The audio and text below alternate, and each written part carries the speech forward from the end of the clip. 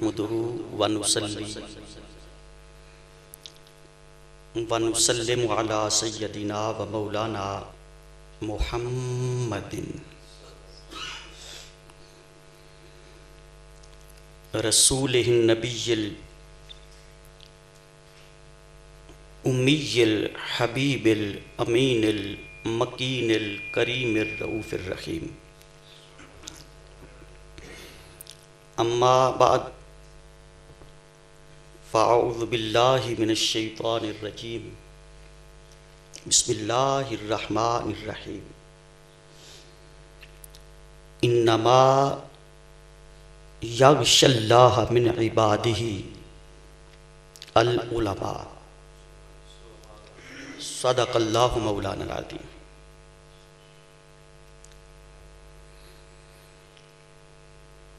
अल्लाह रब्बुल इज़्ज़त की तौफ़ीक़ ख़ास और आक़ाए दो जहां सल्लल्लाहु अलैहि वसल्लम की मुक़द्दस कदमैन के तसद्दुक़ से आज हम इस बाबरकत और बावकार ज़िक्रे गौस व सकलैन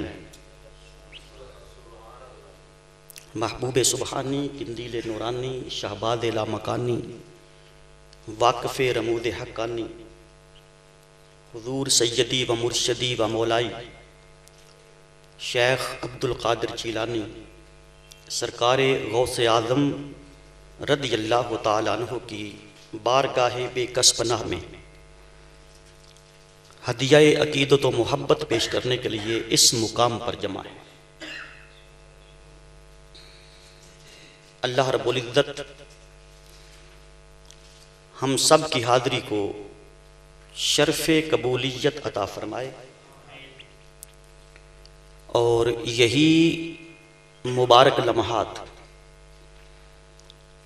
हमारे लिए फ़लाह दारैन भी बना दे और क़यामत के दिन बख्शिश का सामान भी बना दे।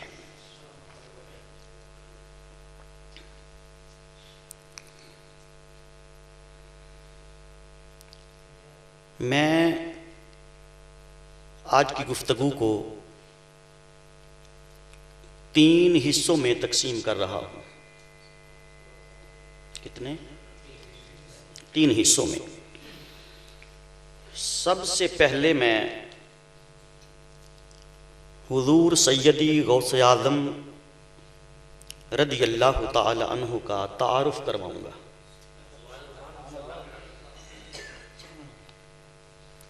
उसके बाद फिर आपके तरीके विलायत के तहत इल्म की अहमियत और उसकी फजीलत बताऊंगा और एंड पे बताऊंगा कि आप फ़कत पीर नहीं थे, आप और भी बहुत कुछ थे।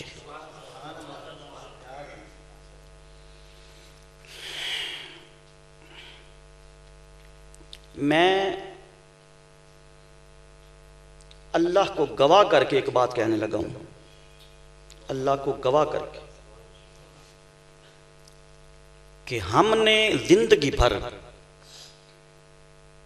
हुजूर गौस आज़म रदियल्लाहु ताला अन्हु का सिर्फ नाम सुन रखा है।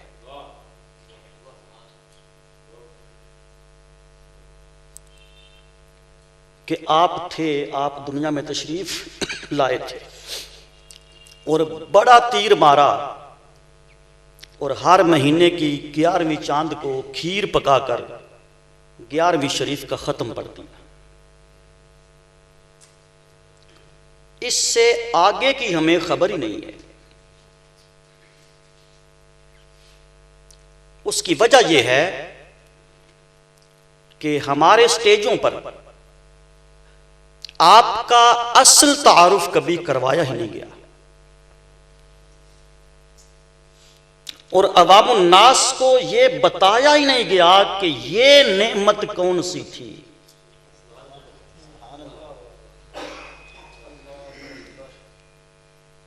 मैं कोई पिछले साल 1.5 साल से इस सर्च में हूं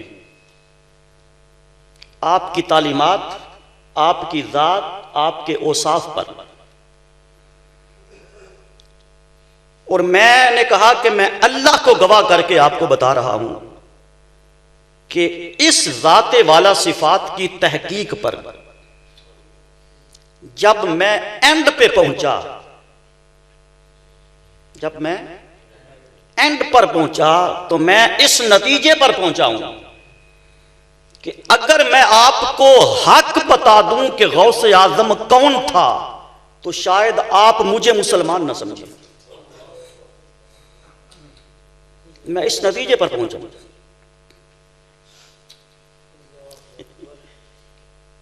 हैरान कौन बात है कि नहीं, कि अगर मैं आपको खुल के बता दूं कि गौसे आजम क्या थे, तो शायद आप मुझे मुसलमान न समझें। इसलिए डरते डरते कि मुसलमान भी रहूं और बात भी आप तक पहुंचा दूं, क्योंकि फतवों का दौर है ना, डरना भी चाहिए। खैर, अब मेरा दिल कर पड़ा है कि हम सालाना इस मजमून पर, जिस रबीउल अव्वल शरीफ में हम मिलाद का करते हैं, तो रबीउल सानी में हम हुजूर गौसे आजम कॉन्फ्रेंस करनी चाहिए। बहुत कम होती है, बहुत कम होती है।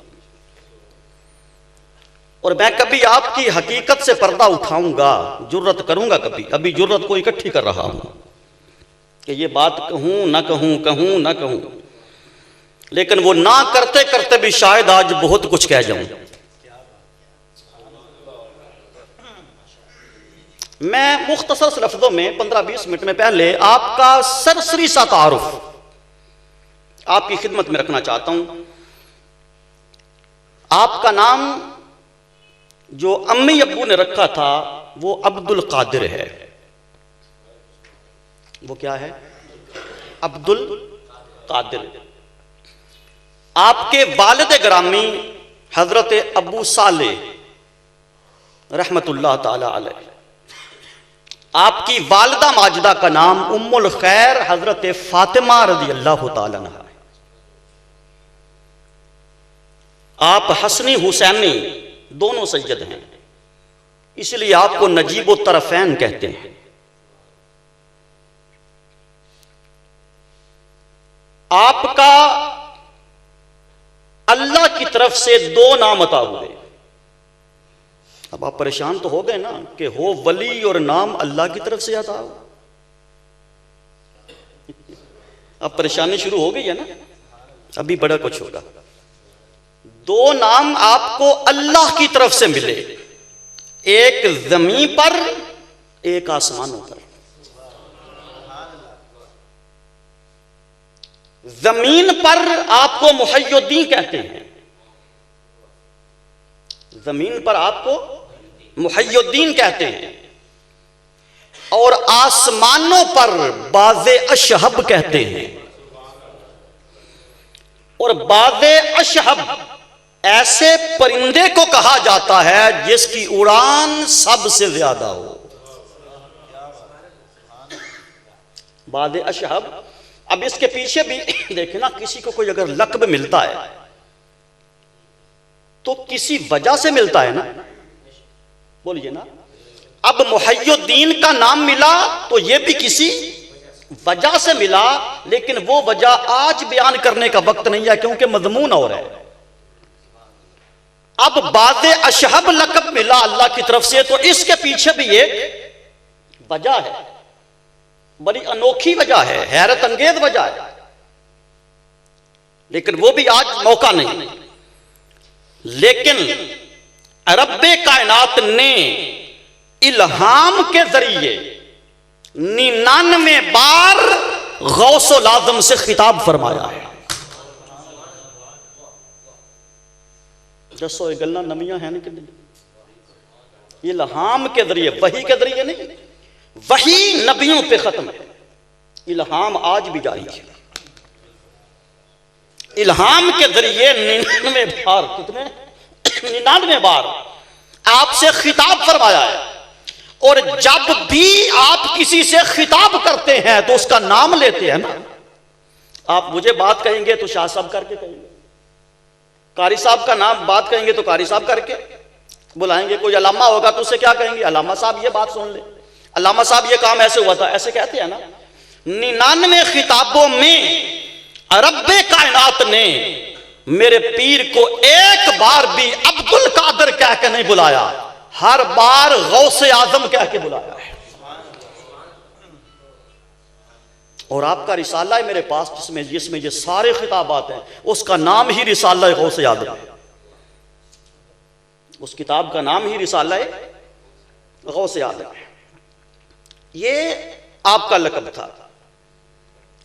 470 हिजरी में 400 आप ईरान का एक कस्बा है, शहर है गीलान, गाफ के साथ, क्या गीलान, वहां आप पैदा हुए 470 हिजरी में गीलान में। 361 हिजरी में ना 561 हिजरी में बगदाद शरीफ में आपका विसाल हुआ। 91 साल आपने उम्र पाई है।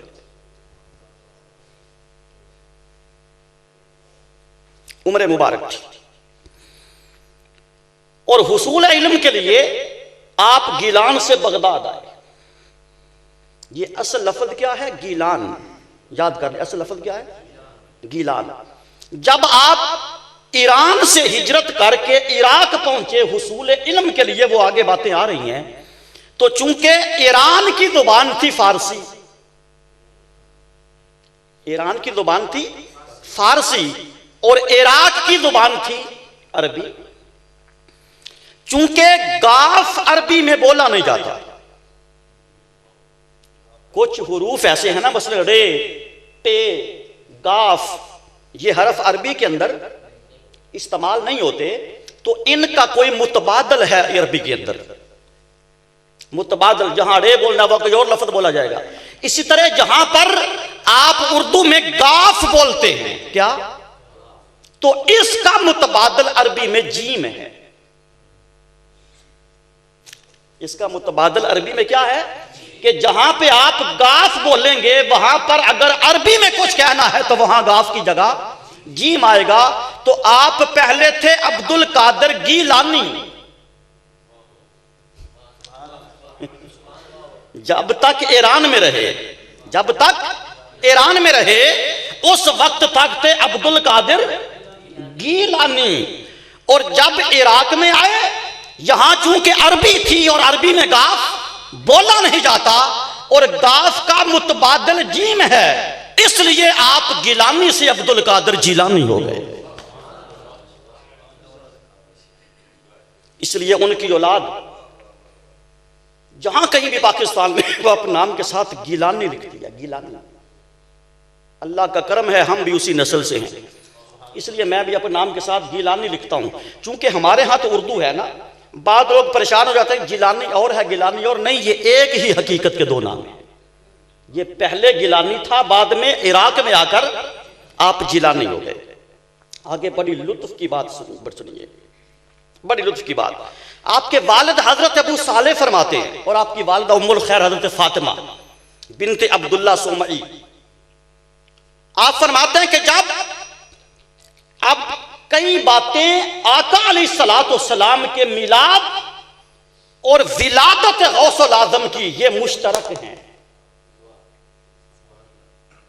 मैंने कहा था डरते डरते कुछ अर्ज करूंगा।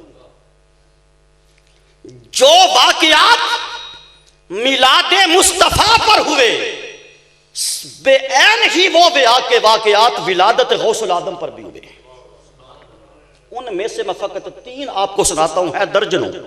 क्या, उधर हजरत अम्मा आमिना फरमाती हैं कि जब हुजूर मेरे वतन में आए, 9 माह का पीरियड नबियों की मुझे जियारतें होती रही।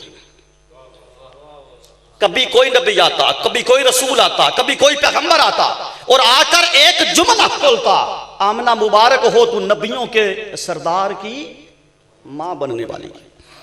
इधर आपके वालिद फरमाते हैं और आपकी वालिदा, खुदा की कसम जब से अब्दुल कादिर मेरे वतन में आया, कोई रात ऐसी नहीं बीती जिस रात मुझे मुस्तफा की ज़ियारत नसीब ना हुई हो।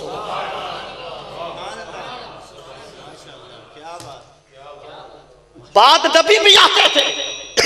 और आखिरी रात सुनिए, हमने मौलाना रूम ने कहा था कि गौसे आजम दरमियाने औलिया चू मोहम्मद दरमियाने अंबिया, कि गौसे आजम औलिया में वो मुकाम रखते हैं जो नबियों में मुकाम मोहम्मद मुस्तफा रखते हैं सल्लल्लाहु।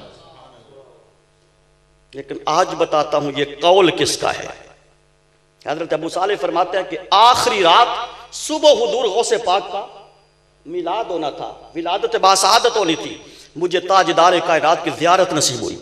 आपने फरमाया अबू सालेह मैं तुम्हें मुबारक देने आया हूं, तुझे अल्लाह वो बेटा अता करने वाला है जो नबियों में इस तरह चमक, जो वलियों में इस तरह चमकेगा जिस तरह मैं नबियों में चमकता हूं। दरअसल जुमला मेरे हुजूर का है,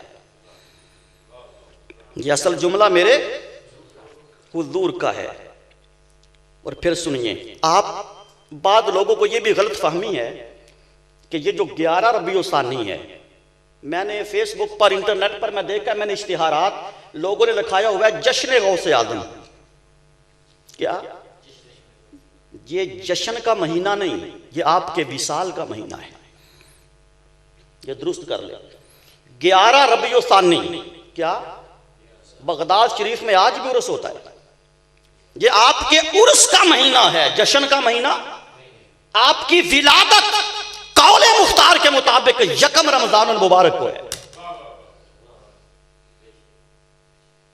यकम रमजान शरीफ को। और आप सुनकर हैरान रह जाएंगे, बड़ी एक अनोखी बात बताने लगा हूं। वो जो जिंदगी में पहला रमजान आया, रात को पैदा हुए, सहरी के वक्त आपकी विलादत हुई और आगे पहला रोजा था, तो यकम रमजान गिना जाएगा ना, पहला रोजा था। उस रमजान के भी अब्दुल कादिर जिलानी ने रोजे रखे।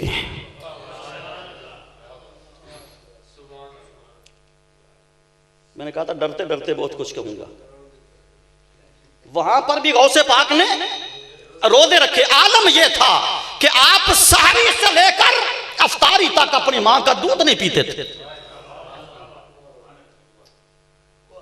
अगला साल आया ना, अगला साल, अब ऐसी अनोखी बात हो तो धूम तो मचती है, इलाके भर में धूम मच गई गिलान इलाका में कि पहले दिन का बच्चा रोजे से।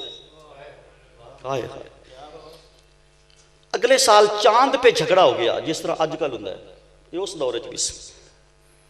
बाद कहें कि आज का रोजा खा गए हो, आज रोजा था, बाद कहें कि आज रोजा नहीं था, बीच में कोई सियाना बंदा बैठा हुआ था, उसने कहा झगड़ते क्यों हो, चलो अबू साले के घर चलते हैं।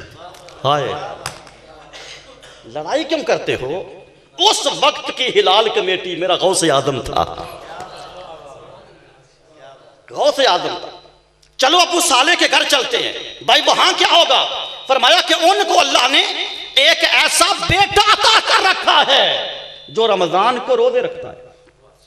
उसकी मां से पूछो, अगर अब्दुल कादिर ने आज दूध पिया है तो रोजा नहीं है, और अगर दूध नहीं पिया तो चांद नजर आ गया है। लोग चलकर आपके दरवाजे पे आए और पूछा तो आपकी मां ने बताया, परेशान ना हो, आज 2 मरतबा अब्दुल कादिर ने मेरा दूध पिया है, लिहाजा आज रोजा नहीं, रोजा कल होगा।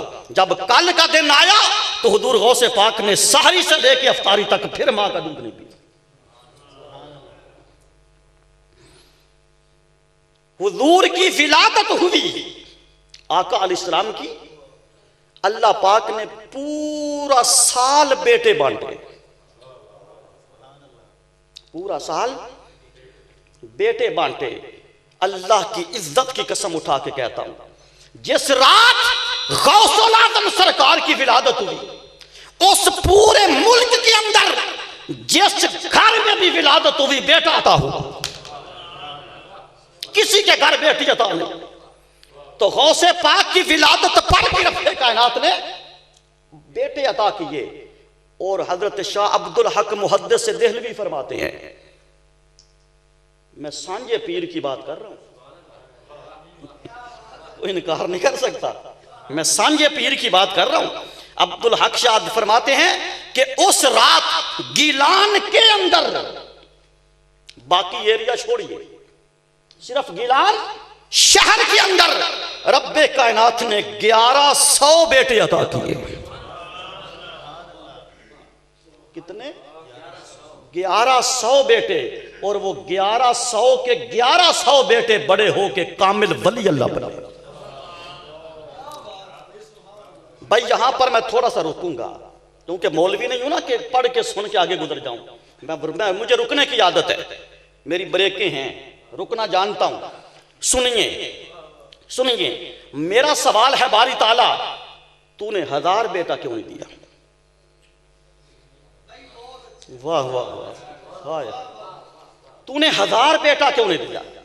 1010 दे देता, 900 दे देता, 1110 दे देता, 1150 दे देता, ना 1100 से नीचे आया ना 1100 से ऊपर गया। तो मेरा दिल कहता है कि रब चाहता यह था कि पैदाइश के साथ ही मैं 11वीं के लफ्ज को आम कर दूं। 1100 बेटा दे के पहले दिन से 11वीं वाला पीर बना दिया। 1100 बेटे देकर पहले दिन ही 11वीं वाला पीर बना दिया। तो बात समझ में आ रही है?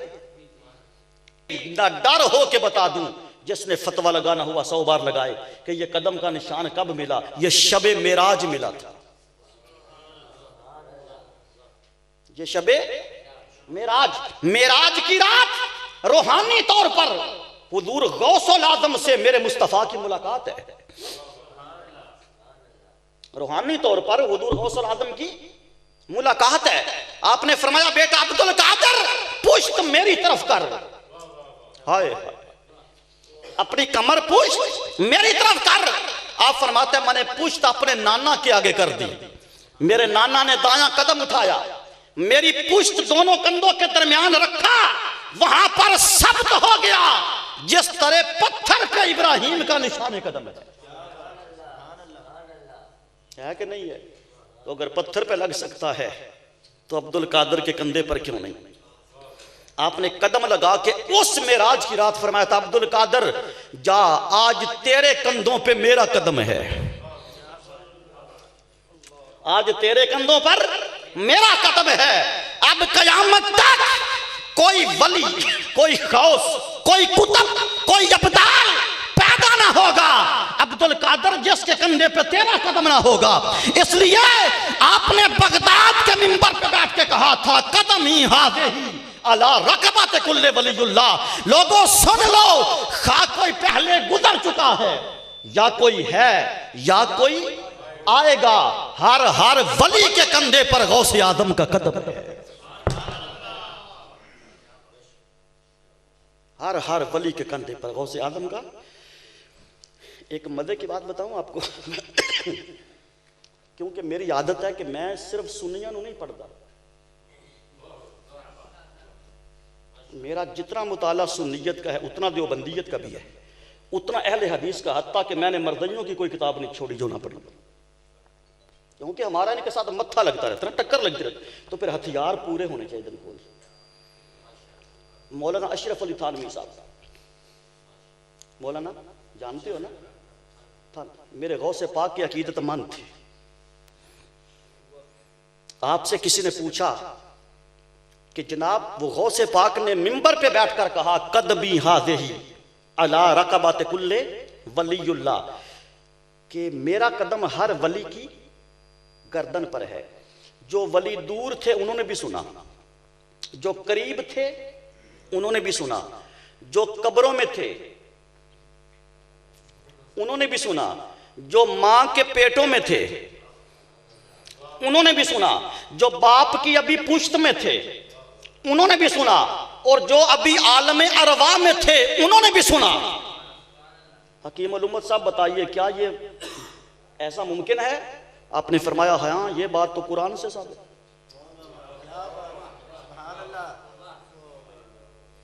ये बात तो कुरान से साबित, ऐसा मुमकिन है। पूछा जनाब आप कह रहे हैं? फरमाया हाँ मैं कह रहा हूं। कैसे? दलील तो कुरान से। फरमाया जब इब्राहिम ने अल्लाह का घर बनाया था, अल्लाह ने कहा था इस पहाड़ पे खड़ा हो जा, लोगों को बुला कि आओ इस घर का हज करो। कुरान कहता है जो उस वक्त जिंदा थे उन्होंने भी सुना, जो कब्रों में थे उन्होंने भी सुना, जो गैब थे उन्होंने भी सुना, जो माँ के पेटों में थे उन्होंने भी सुना, जो आलम अबरारवा में थे उन्होंने भी सुना। जिसने इब्राहिम के कहने पर लब्बैक कह दिया वो काबे की ज़ियारत के बगैर मर नहीं सकता। जो उन्होंने कुरान से दलील दी, किसने? मैंने नहीं, अशरफ अली थानवी साहब। तो समझ आ रही है कि नहीं आ रही? हजरत ख्वाजा मोइनुद्दीन अजमेरी और दूर पहाड़ों में इबादत कर रहे थे, अजमेर पहाड़ों में। वहां आप हम असर हुए। हजरत ख्वाजा अजमेरी गौसे पाक एक दौर में हुए। फिर हुजूर ख्वाजा यहाँ अजमेर शरीफ से चल के बगदाद शरीफ हुजूर गौसे पाक की ज़ियारत के लिए गए।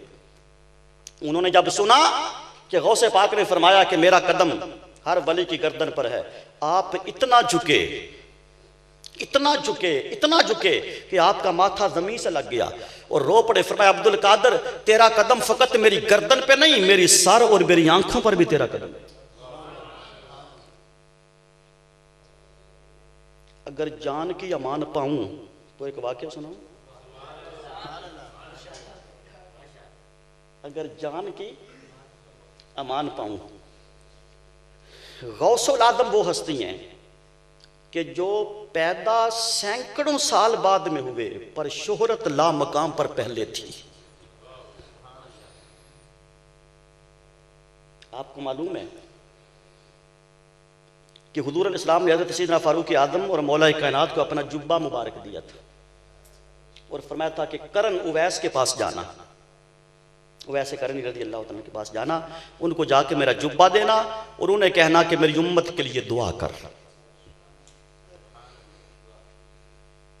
यहां मेरे पास वक्त थोड़ा है, मैं आगे बढ़ना चाहता हूं। जिस किसी को तबखीर हो वो मुझसे हवाला ले सकता है,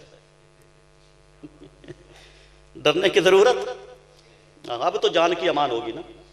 सुनिए, जब ये दोनों हजरात फारूक और अली रज़ी अल्लाह तआला अन्हुमा पहुंचे करन में और हुजूर वैसे करनी से मुलाकात की, आपने वो जुब्बा पहना, सर सजदे में रख दिया।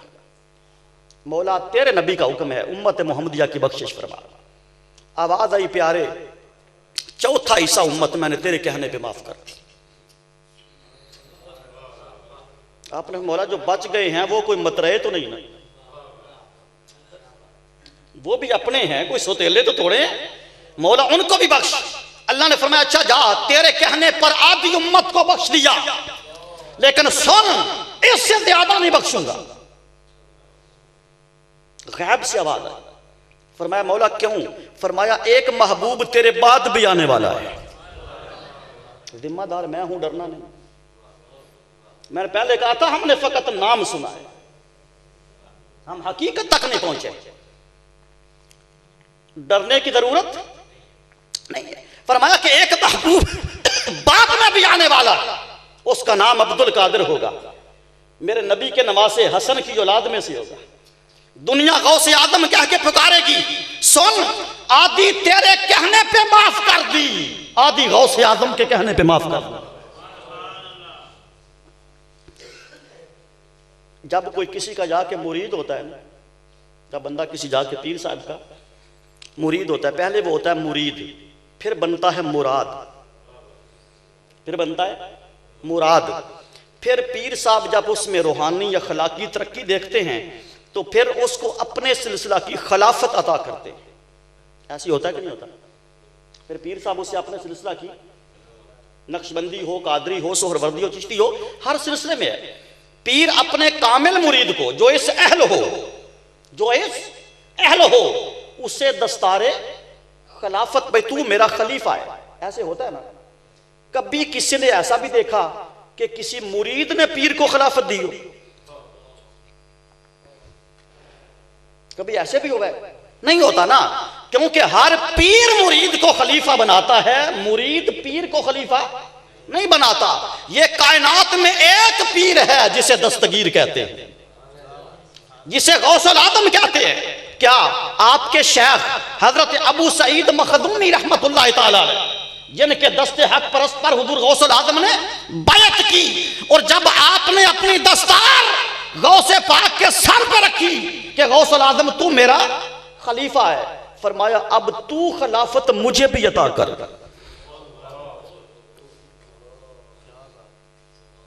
अब तू खिलाफत मुझे भी अता कर। तो आपने फिर अपने पीर को खिलाफत अता की। ये कायनात का एक अजीब उसलूब है कि मुरीद पीर को खिलाफत दे रहा है। आप जब बगदाद शरीफ आए ना, तो बगदाद शरीफ में एक ईसाई रहता था। क्या? एक ईसाई।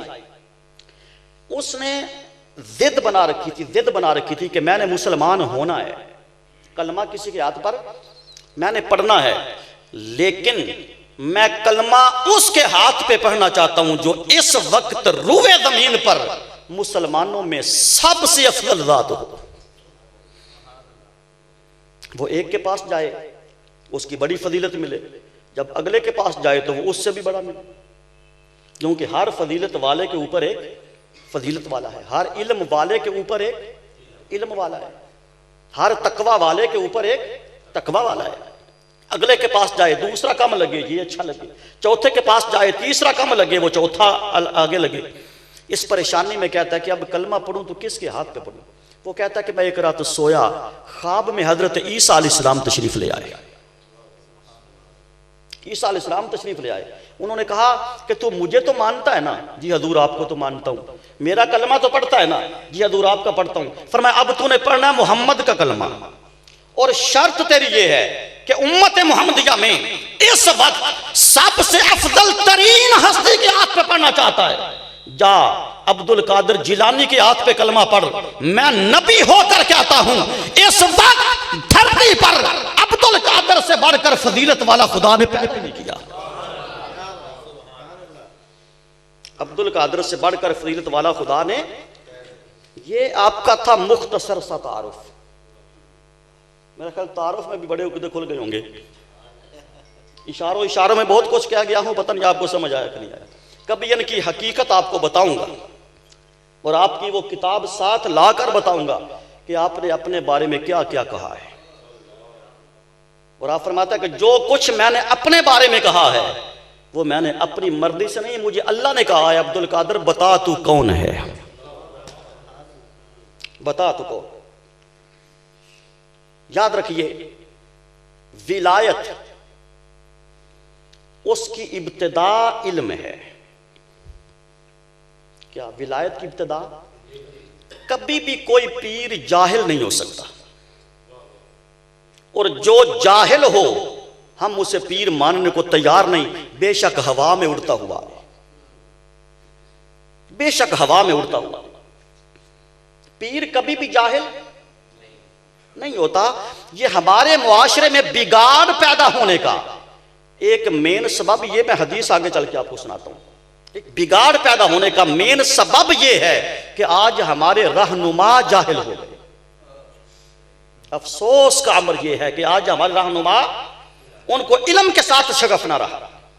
आज हमने बात मशहूर कर रखी है, इन जाहिल पीरों ने, मादरत के साथ इन जाहिल पीरों ने, जाहिल कद्दी नशीनों ने यह बात रोशन कर रखी है कि इल्म मौलवियों का काम है, इल्म मौलवियों का काम है। हमारा काम तो दुर्वेशी, हमारा काम तो फकीरी है। सुल्तान बाहू से बड़ा फकीर भी कोई था। आप फरमाते हैं इल्मो बाज जेड़ा करे फकीरी ते काफिर मरे दीवाना हो। इल्मो बाज जेड़ा करे फकीरी, काफिर मरे दीवाना हो। आप कह सकते हैं कि सुल्तान बाहू ने ये जुमला कहा, लेकिन सुल्तान बाहू बज़ाहिर पढ़े लिखे तो नहीं थे। हाँ, वो बज़ाहिर पढ़े लिखे नहीं थे। एक दिन भी किसी स्कूल में नहीं गए। आप खुद फरमाते हैं मेरा नबी भी उम्मी था, मैं भी उम्मी हूं। और उम्मी का मतलब अनपढ़ नहीं होता। उम्मी का माना अनपढ़। मेरा दिल चाहे कभी इस पर भी खिताब रखेंगे। हम मजमून छोड़ेंगे कोई नहीं इंशाअल्लाह। लफ्ज उम्मी का माना लोगों ने समझा नहीं। उम्मी ऐसे अनपढ़ को कहते हैं, अनपढ़ को नहीं कहते। आए हाय, शायद मेरा जुमला समझे। उम्मी अनपढ़ को नहीं कहते, बल्कि ऐसे अनपढ़ को कहते हैं। नहीं समझ आई? अनपढ़ को नहीं कहते, बल्कि ऐसे अनपढ़ को कहते हैं जिसको दुनिया में आके पढ़ने की हाजत ना हो, सब कुछ यार ने पढ़ा के भेजा, सब कुछ महबूब ने पढ़ा के भेजा। तो हुजूर सुल्तान बाहू फरमाते हैं कि मेरा नबी भी उम्मी था, मैं भी उम्मी हूं। और देखिए, एक दिन भी स्कूल नहीं गए, लेकिन सैकड़ों किताबें लिखी। आज कोई अनपढ़ किताब लिख के दिखाएगा, इसका मतलब है कि वो अनपढ़, वो जाहिल नहीं थे। और गौसे पाक का तरीके विलायत भी इल्म की बुनियादों पर है, इल्म की। किसी वली से पूछिए कि तू वली कैसे बना, वो कहेगा तहज्जुद की वजह से, रोज़ों की वजह से, नमाज की पाबंदी की वजह से, अपने शाखे तरीकत के नक्शे कदम पे चलने की वजह से। भाई यही मयार है ना हमारे यहाँ। हालांकि वली का स्टेज छोटा है, उससे 4 दर्जे ऊपर स्टेज कुतबियत की है। वली से 3 दर्जे ऊपर बोलिए कुतबियत का मुकाम है। हुजूर गौसुल आजम से किसी ने पूछा कि आप कुतुब कब बने, कैसे बने? खुदा की कसम, आपने नहीं कहा तहज्जुद पढ़ के, आपने नहीं कहा नवाफिल पढ़ के, आपने नहीं कहा रोजे रख सदका खैरात करके, नहीं। आपका जुमला सुनिए, फरमाया दरस्तो इल्मा हत्ता सिरतो कुतबन। फरमाया बस मैं इल्म पढ़ते पढ़ते कुतब के मुकाम पे फायद हो गया। तो इल्म कुतब भी बना देता है, इल्म इंसान को कुतब भी बना देता है। हजरत अब्दुल्ला इब्ने अमर रज़ियल्लाहु तआला अन्हु रिवायत करते हैं, आका अलैहिस्सलाम ने फरमाया कुर्बे कयामत एक दौर ऐसा है, कुर्बे कयामत, कि जब इल्म उठा लिया जाएगा। आज वो हम भी कुर्बे कयामत के दौर से गुजर रहे हैं। कुर्बे कयामत के 3 अदवार हैं। कितने? 3 दौर। पहला दौर ये हमारा है, अल्लाह जाने दूसरे दौर में क्या होगा। जितनी कयामत की दूर ने निशानियां बयान की हैं ना, उनमें से काफी निशानियां आज जाहिर हो रही हैं और हो चुकी हैं। हमारा दौर भी कुर्बे कयामत का है। उसमें यह भी एक निशानी है कि कुर्बे कयामत के दौर में इल्म की कदर नहीं रहेगी, इल्म उठा लिया जाएगा। और हदीस के लफ्ज हैं, आका अलैहिस्सलाम ने फरमाया कि लोग बर्बाद हो जाएंगे, लोग उनकी दुनिया भी बर्बाद होगी, आखिरत भी बर्बाद होगी। या रसूल अल्लाह क्यों? फरमाया जब इल्म वाला रहबर मिलेगा नहीं तो लोग जाहिलों को अपना मुर्शिद बना लेंगे। ये हदीस के लफ्ज मेरे पास लिखे हुए हैं, जाहिलों को अपना मुर्शिद बना लेंगे। तो जब मुर्शिद खुद जाहिल है तो मुरीद को सही रास्ता वो कैसे बता सकता है? मुरीद को वो राह हक कैसे बता सकता है? मुर्शिद खुदा से मिलाने वाला होता है। जो कभी खुद खुदा से मिला ही नहीं, वो आपको क्या मिलाएगा? मुर्शिद शरीयत के रास्ते पर चलाने वाला होता है। जो खुद शरीयत के रास्ते पर कभी चला ही नहीं, वो आपको क्या चलाएगा? मुर्शिद मुस्तफा का रास्ता दिखाने वाला होता है। जिसने कभी खुद वो रास्ता देखा ही नहीं, वो आपको क्या दिखाएगा? मेरे हुजूर शेखुल इस्लाम डॉक्टर मोहम्मद तालुक कादरी खिताब में ना आप एक छोटा सा वाकया सुनाते हैं, जो बड़ा मजाकिया भी है और ईमान अफरोज भी। आप फरमाते हैं हुजूर सुल्तान बाहू रहमतुल्लाह अलैह अपने खेतों में हल चला रहे थे, अपने खेतों के अंदर हल चला रहे थे। तो पास से ना बारात गुजरी, तो उन्होंने जिस गांव में बारात लेके जाना था ना, उसका नाम था अहमदपुर। उस गांव का नाम क्या था? आज भी है गांव के नाम अहमदपुर, कई इलाकों में है। अहमदपुर नाम था। वो रास्ता भूल गए। उन्होंने कहा वो सामने एक ना वो किसान, उनके लिए तो किसान ही था ना, उन्हें क्या खबर ये मुस्तफा का राह बताने वाला है। उससे पूछते हैं भाई अहमदपुर किधर है? आप और हल चलाते हुए उस किसान के पास आ गए। एक बाबा जी ऊंट खच्चर थे जिन पे वो सवार थे। एक उतरा, बाबा जी हमने अहमदपुर जाना है, रास्ता भूल गए हैं। फरमाया अच्छा सारे नेड़े नेड़े आ जाए, अहमदपुर भेजना है ना, अहमदपुर सारे करीब करीब आ जाए। वो जब सारे करीब आए ना, फरमाया आंखें बंद करो। सारों ने आंखें बंद की। चंद लम्हों के बाद फरमाया आंखें खोलो। खुदा की कसम हर शख्स गुंबद खदरा के सामने खड़ा था। मदीना तैयबा में खड़ा था। वो रो पड़े, ओ बाबा ये क्या कर दिया, हमने तो दुल्हन लेने जाना था। फरमाया तुम दुल्हन को रोते हो, मैंने कायनात के दूल्हे के पास भेज दिया। तुम दुल्हन को रोते हो।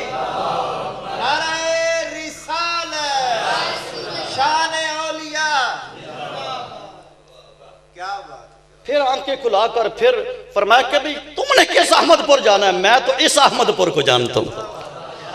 तो जो कभी उस अहमदपुर गया ही नहीं वो आपको क्या भेजेगा, वो आपको क्या भेजेगा।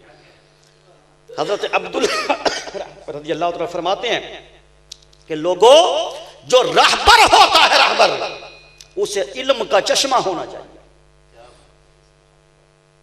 रहबर अब मुर्शिद कोई कहते हैं ना, बोलिए ना, पीर कोई कहते हैं ना, मुरब्बी को कहते हैं ना, शेख को कहते हैं ना। उसको क्या होना चाहिए, इल्म का चश्मा होना चाहिए।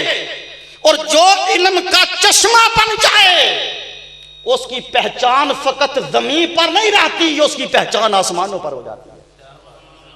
फिर भले उसके नीचे पिजारो गाड़ी हो या ना हो, उसका सूट लट्ठे का हो या ना हो, पगड़ी शरीफ को माया लगी हो या ना लगी हो, पांव में अच्छी क्वालिटी का जूता हो ना हो, मैले कपड़े हो, लफ्ज है फरमाया कि उनका अजमत इतनी है कि अगर उनके कपड़े गंदे भी हुए तो फरिश्ते उनको सलाम करने वाले होंगे। लेकिन उनके सीने में इल्म का समंदर होगा। और आजकल माजरत के साथ इल्म भी हासिल किया जाता है तो नोटों के लिए। भाई ऑपरेशन सारों का होना चाहिए ना, ऑपरेशन सारों का होना चाहिए। आज इल्म भी पढ़ा जाता है तो कहते चलो वापड़ा च ना लगांगे तो मौलवी बन जाएंगे, ऐसे नहीं जाता ना। आज उस बारे भी मैं हदीस लिख के लाया हूं। आका अलैहिस्सलाम ने फरमाया कि जो बंदा दुनिया के हुसूल की खातिर इल्म सीखे कि मैं मुड़ 40,000 लैसां ते तकरीर कर सा, 50,000 लैसां ते नात पढ़ सा, अगर इल्म इस नियत के साथ पढ़ा जाए, आका ने फरमाया रब्बे काबा की कसम जन्नत में जाना तो दूर की बात, ऐसा बंदा जन्नत की बू भी नहीं पाएगा। जन्नत में जाना तो दूर की बात, ऐसा बंदा जन्नत की बू भी नहीं पाएगा। और हजरत अब्दुल्ला इब्न अब्बास फरमाते हैं, हजरत अब्दुल्ला इब्न अब्बास कोई मुझसे इल्म की फजीलत पूछे, मैं बता रहा हूं कि गौसे पाक का तरीके इल्म था। मैं आगे आपकी बात पे आ रहा हूं, लेकिन तुम्हें पहले बताऊं कि इल्म क्या है। इल्म क्या है जिससे आज हम कोसों दूर। इब्ने अब्बास फरमाते हैं कि मुझसे पूछो कि इल्म की फजीलत क्या है। हम सारी सारी रात मुसल्ले पे बैठते हैं, किस लिए? वली बन जाएं। कयाम करते हैं किस लिए? वली बन जाएं। सारी सारी रात सजदे करते हैं किस लिए? वली बन जाएं। आओ तुम्हें एक और तरीक भी बताता हूं, उससे शॉर्टकट रास्ता बताता हूं। अब्दुल्ला इब्न अब्बास फरमाते हैं खुदा की कसम मेरे नजदीक रात को एक घड़ी बैठकर, क्या घंटा, सवा घंटा, 2 घंटे नहीं, एक घड़ी बैठकर, एक लम्हा बैठकर इल्म पढ़ना या पढ़ाना, इल्म पढ़ना या पढ़ाना मेरे नजदीक सारी रात की इबादत से बेहतर है।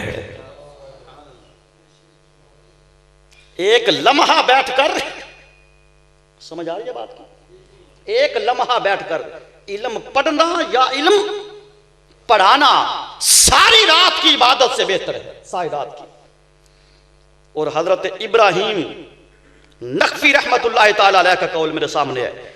आप फरमाते हैं कि लोगों अल्लाह की रजा को पा लेने का नाम विलायत है। जो अल्लाह की मारिफत हासिल कर लेता है, जो अल्लाह की मारिफत और रजा हासिल कर लेता है, उस रजा को पा लेने का नाम बोलिए विलायत है, पा लेने का नाम।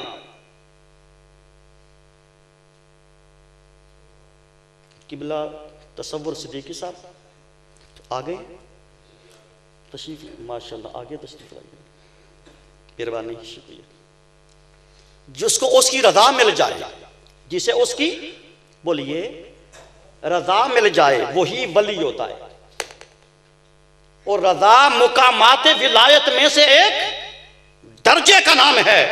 हजरत इब्राहीम फरमाते हैं रहमतुल्लाह अलैह, आप फरमाते हैं कि मैं तुम्हें बताता हूं कि तुम अपनी जिंदगी को दीन के इल्म के हुसूल के लिए वक्फ कर दो। अपनी पूरी जिंदगी को दीन के इल्म के हुसूल के लिए वक्फ कर दो। तुम्हें वो रजा नफलों से नहीं मिलेगी जो इल्म दीन सीखने के लिए, तुम्हें वो रजा नवाफिलों से नहीं मिलेगी। और आका अलैहिस्सलाम ने फरमाया, देखे ना, हम कहते हैं ना हम कि एक इंसान से मुसलमान अच्छा, ऐसे कहते हैं। इंसान तो सारे ही है ना भाई, काफिर को आपको डंगर तो नहीं ना कह सकते, वो भी इंसान ही है, ईसाई भी। तो एक इंसान से मुसलमान अच्छा, मुसलमान से मोमिन अच्छा, ये भी गलतफहमी दूर कर ले। हर मुसलमान मोमिन नहीं होता, ये मजमून नहीं, वरना मैं इधर चल पड़ता। हर मुसलमान मोमिन नहीं होता, लेकिन हर मोमिन मुसलमान जरूर होता है। हर मैट्रिक वाला एफए नहीं होता, मगर हर एफए वाला मैट्रिक जरूर होता है। समझ आ गई होगी? झटपट मिसाल देनी पड़ती है। तो मुसलमान से वली आला, मोमिन आला, मोमिन से वली आला, वली से अब्दाल आला, अब्दाल से कुतब आला, कुतब से गौस आला, फिर आगे दर्जे हैं। आओ तुम्हें मैं हुजूर की हदीस सुना दूं। आका अलैहिस्सलाम ने फरमाया, हज़रत अबू हुरैरा रिवायत करते रज़ी अल्लाह ताला, हुजूर ने फरमाया कि अहले इल्म को जो आलिम हो आलिम और फिर हो बाअमल, वही वली होता है। आलिम हो और बाअमल हो। आजकल एक झूठी हमारे अंदर ना रस्म सरायत कर चुकी है। मैं इसे क्या कहूं? अच्छा, जिसके हाथ से करामत जाहिर ना हो, हम उसे वली नहीं समझते। याद रखिए, करामत विलायत की दलील नहीं है। करामत विलायत का हुस्न जरूर है, करामत विलायत का हुस्न जरूर है, मगर दलील नहीं है। हुजूर दाता साहब के पास एक बंदा आया ना मुरीद होने के लिए, 3 दिन रहा। कितने? 3 दिन रहा, लेकिन मुरीद ना हुआ। तीसरे दिन बगैर मुरीद होने के वापस आने लगा। आपने निगाह विलायत से देखा, फरमाया इन्हू फद लिया, दौड़िया जा रहे फद लिया। जब उसको पकड़ के लाया गया, पूछा बेलिया क्यों आया था, तेरे चेहरे पे परेशानी है। हुजूर आया था मुरीद होने के लिए, लेकिन यहां तो कोई करामत ही नहीं, यहां तो कोई 3 दिनों में मैंने कोई करामत ही नहीं देखी। आपने फरमाया अच्छा मुझे इतना बता जा, मुरीद हो ना हो मुझे मुरीदी की भूख भी नहीं है, मैं मुरीदी का मोहताज भी नहीं हूं। कोई आजकल की तरह थोड़ा है कि महफिल के बाद ऐलान होता जिन्हें जिन्हें मुरीद होना नेड़े। तो शहद पड़ा हो तो मक्खियों को बुलाने की जरूरत नहीं पड़ती। तो मेरी गल्ला सवेरे समझ जाऊंगी, मैं राती में की किया। शहद पड़ा हो तो मक्खियों को बुलाने की जरूरत नहीं होती, खुद ब खुद आ जाती है। सुनिए, आपने फरमाया 3 दिन रहा है ना? 3 दिन। हुजूर हाँ। फरमाया मेरा कोई कदम तूने गैर शरी देखा है? कोई कदम शरीयत मोहम्मदिया के खिलाफ देखा? हुजूर नहीं। फरमाया जा दफा हो जा, तुझे मुरीद करना भी नहीं, इसलिए कि मेरी सबसे बड़ी करामत यह है कि मैं मुस्तफा की शरीयत पे चलता हूं। मेरी सबसे बड़ी करामत यह है कि मैं मुस्तफा की शरीयत पे चलता हूं। तो आका अलैहिस्सलाम ने फरमाया कि वो आलिम जो बाअमल हो उसकी फजीलत पूरी उम्मत में इस तरह है। अब पूरी उम्मत में सोचो, मोमिन है कि नहीं? वो दसो, वली है कि नहीं? कुतुब है कि नहीं? गौस है कि नहीं? अब्दाल है कि नहीं? अबरार है कि नहीं? औताद, ये सारे विलायत के दर्जे हैं कि नहीं? सारे हैं। आका फरमाते हैं सुनो, जिस शख्स के पास इल्म हो और फिर उस इल्म का आमिल हो, फरमाया उसकी फजीलत इस तरह है जिस तरह मेरी फजीलत एक अदना से मुसलमान पर है। समझ सवेरे आएगी कि मैं केड़ी गल कर गया। फरमाया कि आलिम हो, इल्म वाला हो और अपने इल्म पर अमल भी करता हो, उसकी फजीलत बकिया उम्मत पर ऐसी है जिस तरह मैं मोहम्मद की फजीलत एक आम मुसलमान पर है। और आका ने फरमाया जिसने आम इंसान के पीछे नमाज पढ़ी, बाअमल इंसान नेक मुत्तकी परहेजगार के पीछे नमाज पढ़ी, इस तरह है कि उसने बनी इसराइल के किसी नबी के पीछे नमाज पढ़ी, बनी इसराइल के किसी नबी के पीछे। और फरमाया जिसने आलमे बाअमल के पीछे नमाज पढ़ी वो इस तरह समझे कि तूने मोहम्मद मुस्तफ़ा के पीछे नमाज पढ़ी, हुजूर के पीछे नमाज पढ़ी। हजरत हसन बिन सालेह रहमतुल्लाह अलैह बड़े वली कामिल गुजरे हैं। आपने फरमाया कि हर शख्स उम्मत मोहम्मदिया का इल्म का इस तरह मोहताज है जिस तरह तुम खाने पीने के मोहताज हो। जिस तरह तुम खाए पिए बगैर नहीं रह सकते, इस तरह इल्म के बगैर भी ना रहा करो। हजरत अबू उमामा रिवायत करते रज़ियल्लाहु अन्हु, आका अलैहिस्सलाम ने फरमाया अन करीब वो वक्त आने वाला है जब इतने फितने होंगे कि बंदा दिन को मुसलमान होगा, रात को काफिर। इतने फितने होंगे कि बंदा रात को मुसलमान होगा, दिन को मुसलमान होगा, रात को। फरमाया उस वक्त उसे कोई चीज नहीं बचाएगी, उसे नमाज नहीं बचा सकती, उसे रोजा नहीं बचा सकता, उसे ज़कात नहीं बचा सकती, उसे बैतुल्लाह का हज नहीं बचा सकता। अबू उमामा फरमाते हैं उस वक्त अगर उसका कोई ईमान बचाएगा तो जो उसके सीने में इल्म होगा वो इल्म उसे काफिर होने से बचा लेगा,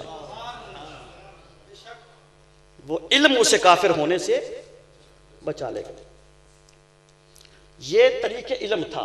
आओ अब हुजूर गौसुल आजम की तरफ चलते हैं। खुदा की कसम आप फकत पीर न थे, फकत गद्दी नशीन न थे।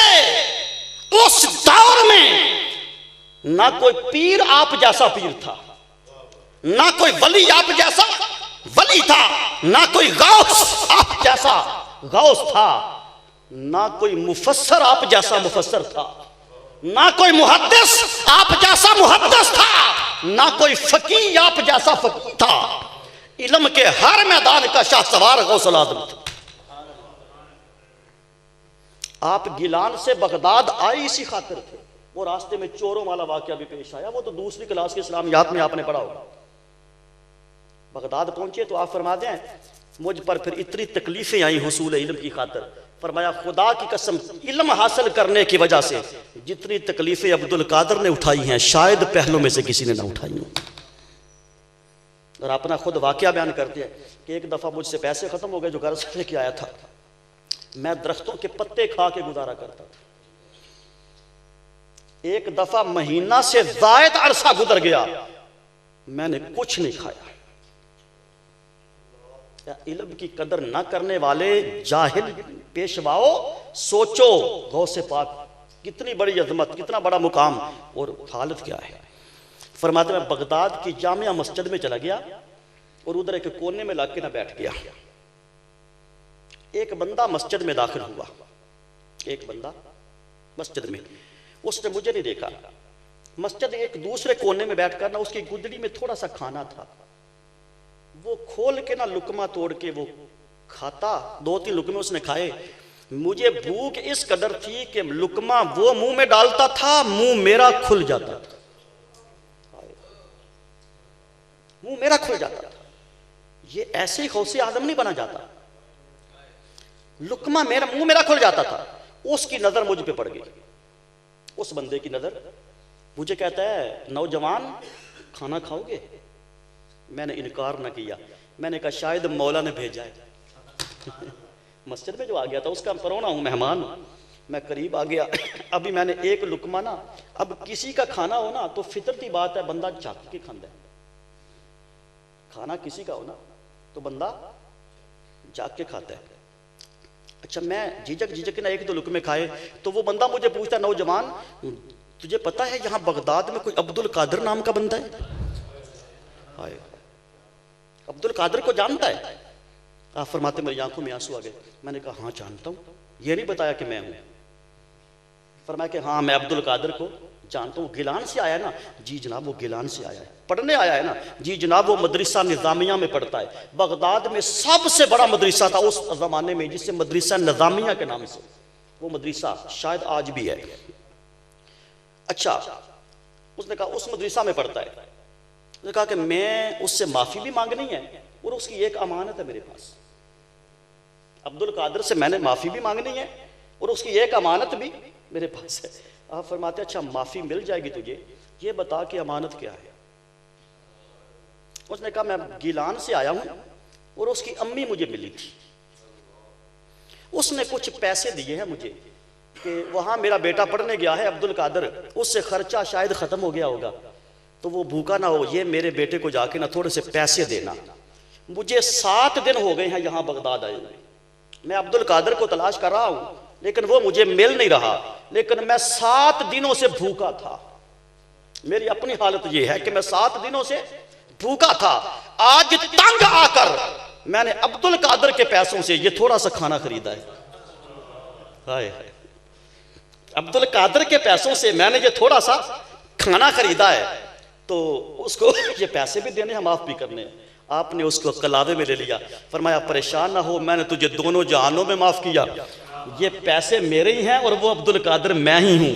अब वो भी खुश हुआ। उसने कहा अब्दुल कादिर अब ये खाना तेरा है, रज के खा, अब तेरे पैसों से आया है ना। यानी इस हालत में। और फिर अगली बात भी सुनिए, बगदाद में एक माई रहती थी। माई, मैं तुम्हें बताऊं तरीके इल्म क्या है। उसका एक बेटा, उसे शौक पैदा हुआ कि मैं इसे वली बना दूं, मैं उसे वली बना दूं। उसने सोचा कि बगदाद में गौसे आदम से बड़ा वली तो है कोई नहीं, और वली गर भी है, बनाने वाला भी है। बगदाद में आई, उधर गौसे पास, आपने फरमाया इसको तलबा में छोड़ दो, पढ़ने वालों, ये वली बना बनाया ले जाना। उसके दर पे तो चोर आए तो लम्हा लगता है कुतुब बनने में, रेडीमेड कुतुब बना बनाया। अच्छा, चंद दिन गुजरे ना, बात बड़ी सुनने वाली है। चंद दिन गुजरे तो माई के दिल में ख्याल आया, बेटे को छोड़ के आई थी, को खैर पता तो लूं। माँ का दिल बड़ा नाजुक होता है। जब वो आई ना तो बाहर बरामदे में बैठ के उसका बेटा सूखी रोटी के टुकड़े पानी में भगो भगो के खा रहा था, सूखी रोटी।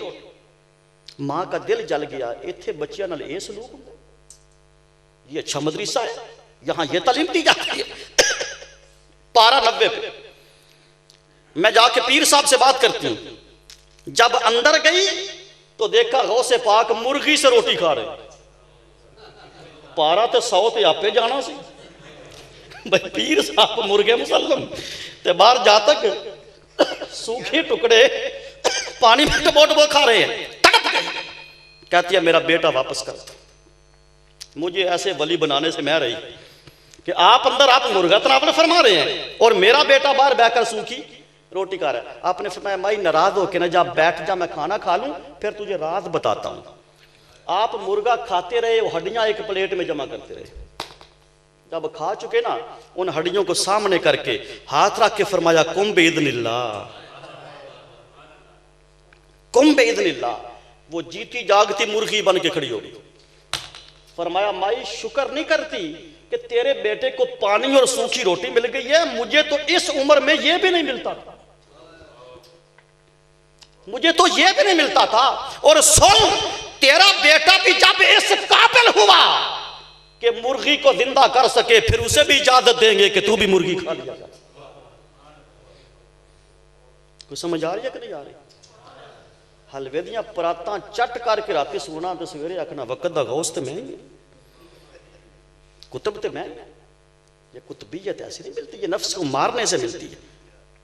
फिर आप सुनिए, आपको एक मजेदार बता, हुजूर गौसे पाक ने दर्जनों भर से ज्यादा किताबें लिखी हैं। आप सिर्फ पीर नहीं, एक मुसन्नफ भी थे। एक मैं गलती का इजाला भी आपको कर दूं आज, आपकी एक किताब है गुनियत तालिबीन, क्या नाम है उसका, बड़े उसके तर्जमे भी हो चुकी हैं, शम्स बरेलवी साहब का तर्जमा उसका बड़ा मशहूर है, दीगर अहबाब का। और बाद लोगों का ख्याल है कि यह किताब आपकी नहीं है। हमारे उलमा में यह बात अक्सर पाई जाती है, अक्सर उलमा यह कहते हैं कि यह किताब आपकी नहीं है, यह लिखी किसी और ने थी और आपके नाम के साथ मंसूब कर दी है। मैं आज वादे तौर पे बता दूं, यह किताब आपकी ही है। यह गुनियत तालिबीन किताब हुजूर गौसे पाक के हाथों से लिखी हुई है, मगर फर्क सिर्फ यह पड़ा कि बाद में यह नाहंजारों के हाथ चढ़ी, दुश्मनों के हाथ चढ़ी, उन्होंने अपनी मर्जी की इसमें तब्दीलियां कर दी। इस किताब में रद्दो बदल हुआ है, इसमें कोई शक नहीं है। किताब मिसाल के तौर पर उन्होंने जहां बातिल फिरकों का जिक्र किया है ना, बातिल फिरकों का, वहां पे उन्होंने अहले सुन्नत का नाम भी लिखा हुआ है गुनियत तालिबीन में। यहां से हमारे दोस्तों को शक पड़ता है कि भाई आप तो खुद सुन्नी थे, अहले सुन्नत मसलक पर थे, और सुन्नियों को फिर आपने बातिल अकीदे वाला क्यों कहा? ये आपने नहीं कहा, ये बाद में नाहंजारों ने यहां डाला है। गो वो किताब असल न थी, मगर उसमें जो फिका हम्बली के उसूल हैं वो असल है, क्योंकि आप फिका हम्बली पर थे, आप इमाम अहमद बिन हम्बल की फिका पर थे। हुजूर गौसे पाक, ये भी शायद आपको आज नई बात पता चले, आप पहले इमाम आदम की फिका पर थे, पहले किस फिका पर थे? इमाम आदम। एक मरतबा हुजूर गौसे पाक फरमाते मुझे ख्वाब आया, ख्वाब में ताजदारे कायनात हैं, चारों खुलफाए राशिदीन हैं, इमाम आदम है, इमाम अहमद बिन हम्बल है। इमाम अहमद बिन हम्बल ने अर्ज किया, या रसूल अल्लाह मेरी फिका कमजोर है, अपने बेटे को कहो कि मेरी फिका पे आ जाए, जरा मुझे टौर टार मिल जाएगी मुझे तकवीयत मिल जाएगी। तो आकर सलाम ने हुक्म फरमाया, अब्दुल कादर तू हम्बली फिका पे आ जा, खुदा की कसम उस शख्स के इल्म पे सदके जाऊं। हुजूर गौसे पाक फरमाते हैं रात इशा की नमाज हनफी मुसल्ले पे पढ़ाई थी, सवेरे उठ के हम्बली नमाज हम्बली मुसल्ले पे पढ़ाई। ये रातों रात समंदर इल्म का किसने दे दिया? ये निगाह मुस्तफ़ा का एजाज था, ये निगाह मुस्तफ़ा का एजाज था। आपकी एक किताब है फतूहुल गैब, हुजूर गौसे पाक की ओरिजिनल किताब आज भी है। वो किताब का नाम क्या है? वो बंदा पढ़ के अगर अमल कर जाए ना, खुदा की कसम बंदे को कुतुब के नीचे खुदा दर्जा ही ना दे, इतनी इल्मी और मुहक्किक किताब है। और फिर मजे की बात बताऊं, उस किताब की सबसे पहली तशरीह शरा, क्या तर्जमा तो पहले भी हुआ था उसका, फारसी में अरबी में हुआ था। अच्छा, जो सबसे पहले उसकी शरह लिखी है ना, वो पता किस बंदे ने लिखी है? आपके रोंगटे खड़े हो जाएंगे, इमाम इब्ने तैमिया ने, और मेरे पास वो मौजूद है। आप उसको अहले हदीस कहते हैं, अहले हदीसों का बहुत बड़ा वो इमाम इब्ने तैमिया इमाम है, और है भी, कोई शक नहीं इसमें। लेकिन हुजूर गौसे पाक से उनको एक खास लगाव था, एक खास मोहब्बत उस किताब को मैंने पढ़ा। सबसे पहले हुजूर गौसे पाक की किताब की शरह जो थी वो इमाम इब्ने तैमिया ने की। वक्त मुख्तसर है, मैं आपकी सिर्फ चंद बातें आपकी गोशगुदा रखता हूँ। हुजूर गौसुल आजम का इल्मी मुकाम यह था कि आप एक अजीब मुफस्सर थे, आपकी तफसीर जिलानी है, कुरान मजीद की तफसीर है, पीर पर मुफस्सर भी है। आप एक बहुत बड़े मुहद्दिस थे, इल्मुल तफसीर, इल्मुल अकीदा, इल्मुल फिका, तसव्वुफ, इल्मुल कलाम, उसूल हदीस, उसूल तफसीर, बगदाद के मिंबर पर बैठकर आप हर रोज अपने तलबा को 13 उलूम पे दर्स देते थे। कितने? 13 उलूम पर, जिनमें चंद मैंने गिने हैं, चंद मैंने गिने। और फिर इस जुमले में आखिरी बात करके मैं आगे आ रहा हूं, आप एक खतीब भी थे,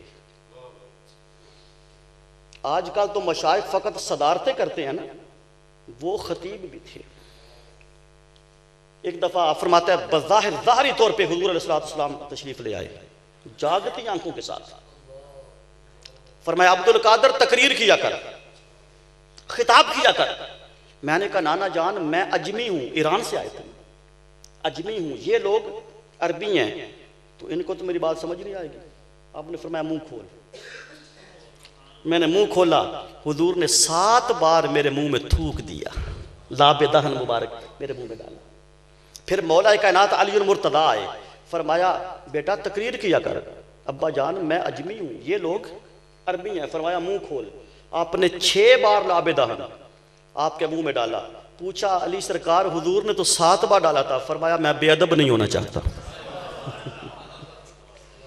मैं बराबरी नहीं करना चाहता। हुजूर ने 7 बार डाला था, मैं 6 बार डाला हूं। फिर आपके जलसे के अंदर हुजूर पीर मेरे अली शाह साहब तक ने कहा है, आपके जलसे में जो वली बढ़ चुके होते थे वो भी रूहानी तौर पे आते थे खिताब सुनने के लिए, और 70-70 हजार और लाख से मजमा तजावत कर जाता था, और खिताब का वो असर होता था कि इधर हुजूर गौसे पाक का खिताब खत्म होता, खुदा की कसम एक एक जलसे से 70-70 जनाजे उठते थे।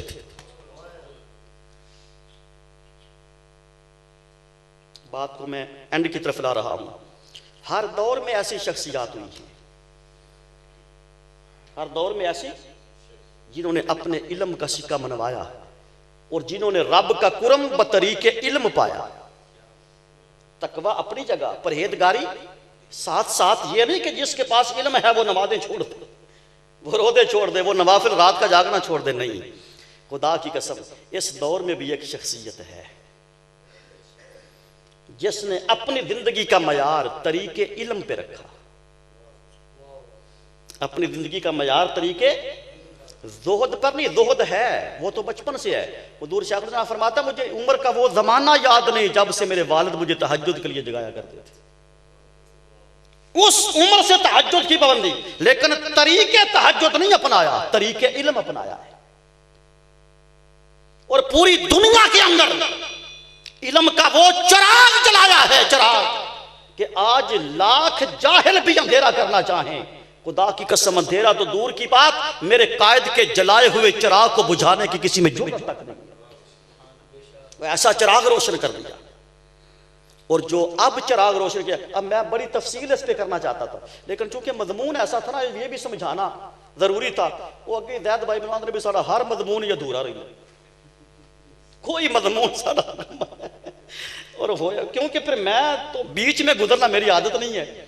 मेरे बात को समझाना तो आगे भी हमारा एक प्रोग्राम है, वो फोन तो नहीं तैयार है, अगले दरस कुरान पे भी इंशाल्लाह रखेंगे। आपकी अब जो शोरा आफाक तसनीफ आई है वो कुरानी इंसाइक्लोपीडिया के नाम पर ये ज़ियारत करने साहब, ये 8 जिल्दों पर मुश्तमिल है। कितनी? और तफसीरें 1400 सालों से लिखी गई, लेकिन इसका नाम जुदा है तफसीर से। ये महज तफसीर, तफसीर के अंदर बंदा हर शख्स के कौल को दाखिल करता है, अपनी राय अपनी फिक्र को दाखिल करता है, इल्मुल कलाम के आईने के अंदर अपनी बात को भी वहां शामिल करता है। लेकिन इन 8 जिल्दों में हुजूर शेखुल इस्लाम फरमाते हैं मैंने अपनी राय को दाखिल ही नहीं होने दिया। 8 जिल्दें लिख देना और इंसान अपनी बात लिखे ही ना। वो एक एंकर ने आपसे सवाल किया था कि क्या आपकी ये तफसीर हर मसलक का बंदा इससे इस्तेफादा कर सकता है? आपने फरमाया कर सकता है, क्योंकि मैंने इसमें बरेलवियत को दाखिल ही नहीं किया। मैंने इसमें बरेलवियत को दाखिल नहीं किया। हर मसलक का शख्स इससे उतना ही इस्तेफादा करेगा, उतना ही जितना इस्तेफादा यहां से अहले सुन्नत करेंगे। और फिर 5000 से ज्यादा मज़ामीन, कितने? 5000 से ज्यादा मज़ामीन पर बहस की है और हर मज़मून को नस्से कुरानी से साबित किया है। भाई कोई हम मसला साबित करें तो हम तो 1000 दलाइल से उसको साबित करने की कोशिश करेंगे ना। औलिया के अकवाल अलग, फुला इमाम ने ये कहा है, इमाम कुर्तबी ने ये कहा है, दालमी ने ये कहा है, दमश्करी ने ये कहा है। हर इमाम के कौल को उसमें शामिल करेंगे। हुजूर ने किसी के कौल को शामिल नहीं किया। कुरान की बात कुरान से समझा दी है, कुरान की बात, और उस कायदे पर मोहर लगाई है, उस कायदे पर मोहर लगाई है। क्या कि कुरान का यह दावा है कि मैं वो किताब हूं जिसमें हर खुश्क और हर तर शय का जिक्र मौजूद है। तो कुरान में यह तो कहीं नहीं आया कि जब हुजूर का दौर था उस दौर तक जो चीजें थी उनका जिक्र कुरान में है, यह तो कुरान में नहीं आया। आज भी आयत मौजूद है, बोलिए कयामत तक आयत बोल दे मौजूद रहेगी। अच्छा, आज एटम बम बन गया, कोई खुश्क तर शय तो वो भी है। आज जहाज बन गए, कोई खुश्क तर शय तो वो भी है ना। बोलिए जो कुछ दुनिया में आज दुनिया तरक्की पे जा रही है साइंस, लेकिन जो खुश्क तर शय बन रही है वो है तो दुनिया में, तो आयत तो आज भी है। बस किबला हुजूर ने यह साबित कर दिया है कि अज़ल से लेकर आज तक और आज से लेकर अब तक जो खुश्क तर शय पहले थी है या होगी, उस सारी अशिया को नसे अकवाल से नहीं नसे कुरान से साबित करके 5000 मज़मून अता कर दिया। और 400 से ऊपर 5-10 सफ़ात ऊपर है, 410 हैं तकरीबन, 410 सफ़ात पर फकत फहरिस्त है मज़ामीन की। उलमा की जरूरत तो है ही, उलमा की जरूरत तो है ही, लेकिन इसका एक तुर्रा इम्तियाज और भी है, वो ये कि किबला हुजूर ने इसको इतना आसान फहम लिखा है कि अगर आम पढ़ा लिखा बंदा भी इससे इस्तेफादा करना चाहे तो उतना ही करेगा जितना एक आलिम करता है। जितना एक किबला ने एक जुमला बड़ा मजाकिया बोला था, आपने फरमाया कि मेरी ये निस्फ सदी की मेहनत है, निस्फ सदी का इल्मी निचोड़ इन 5 जिल्दों में है, और मैंने ये उम्मत मुस्लिमा को देकर मुसलमान और कुरान के दरमियान से मौलवी को हमेशा हमेशा के लिए निकाल दिया। एक किबला का जुमला है, खुद फरमाया था कि मैंने इस पे मेहनत करके एक मुसलमान और कुरान के दरमियान जरा मौलवी हट क्या फिर है ना भाई, इधर आ जाते इधर आ जाते इधर आ जा, किसे पासे ना जाओ, फकत इन साइक्लोपीडिया की तरफ जाओ। ये हर बंदे की जरूरत है, इसको खरीदें, इसको पढ़ें। उसके अलावा दीगर कुतब हुजूर की कुछ नई भी दोस्त बता रहे थे आई हैं। इल्मे गैब पर हमेशा शुरू से बहस होती चली जा रही। आपने एक ज़ैगम किताब इल्मे गैब पर लेकर दुनिया को बता दिया कि गैब क्या है, हमें खबर ही नहीं कि गैब का माना क्या है, गैब की हकीकत क्या है, बस वो अल्लाह ही जानता है जी, बस सबको चल रहा ही है। उसके अलावा देखे पूरी दुनिया के अंदर दहशत गर्दी का लेबल मुसलमानों पे था कि नहीं था? बोलिए, ये वो मेरे सामने किताब पढ़ी है शायद, फितना खवारिज दहशत गर्दी, ये लिखकर आपने पूरी दुनिया को बता दिया है कि इस्लाम का ताल्लुक ना दहशत गर्दी से था, ना है, ना कभी होगा, बल्कि जिसका ताल्लुक दहशत गर्दी के साथ है उसका ताल्लुक इस्लाम के साथ ही नहीं, उसका ताल्लुक ये इल्म और मसादर इल्म, ये एक बहुत नायाब चीजें हैं जो आज उम्मत मुस्लिमा की नजरों से ओझल थी। आपने उसका बहुत आसान और आसान फहम सलेस उर्दू में उसको दुनिया के सामने रखा। अज़मत सहाबियत और हकीकत खिलाफत, ये किताब उलमा के लिए बतौर खास पढ़ने वाली है, बतौर खास। अब मेरे पास वक्त नहीं इतना कि मैं इसकी ज़्यादा तफसील में जाऊं। ये ऐसी शख्सियत अल्लाह पाक ने अता की है कि हमें लगता है कि वो जो 7 दफा कलाब दहन, उसका फैज़ इधर भी है, उसका फैज़ इधर भी है कि उधर भी मजलिस में 70-70 हज़ार होते थे और कम इधर भी नहीं होते। उधर भी तसनीफात की भरमार है, कम इधर भी नहीं है। वो अपने दौर का मुजद्दिद था, ये अपने दौर का मुजद्दिद है। वो अपने वक्त का इमाम आदम था, ये अपने दौर का इमाम आदम है। बस पहचान हो आंख वाला तेरे जोबन का तमाशा देखे, दीदा एक और को क्या आए नज़र क्या देखे, वमा अलैना इल्लल।